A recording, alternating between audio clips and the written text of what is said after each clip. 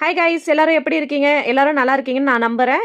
ரொம்ப நாள் கழிச்சு இன்னைக்கு தான் நான் மினி vlog போட போறேன். தீரனுக்கு மலேசியால மேட்ச் இருந்ததால கொஞ்சம் மேட்சுக்கு அவனுக்கு தேவையானதெல்லாம் வாங்குறது, அவனுக்கு கிளாஸ் கூப்பிட்டுட்டு போறது, ஷாப்பிங் பண்றதுன்னு அதுலயே பிஸியா போயிடுச்சு. மலேசியால இருந்து வந்ததுக்கு அப்புறமும் எனக்கு ஒர்க் கொஞ்சம் டைட்டா தான் போயிட்டு இருந்தது. 5 டேஸ் மலேசியா ட்ரிப்ல 3 டேஸ் மேட்சுக்கே போயிடுச்சு. 2 டேஸ் தான் சுத்தி பார்க்க முடிஞ்சது.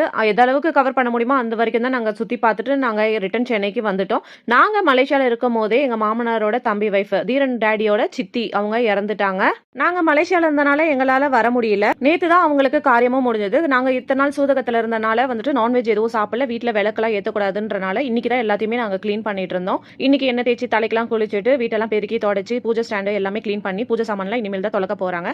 இன்னைக்கு கசப்பு தலை நாங்க நான்வெஜ் தான் இன்னைக்கு செஞ்சு சாப்பிட போறோம். எனக்கு தெரிஞ்சவங்க எல்லாருமே என்ன ஃபுட் வீடியோ எதுவுமே வரலன்னு கேட்டிருந்தாங்க. இது மாதிரி சூதகத்துல இருந்தனால நான்வெஜ் எதுவும் செய்யாதனால நாங்க எதுவும் வீடியோஸ் போடல.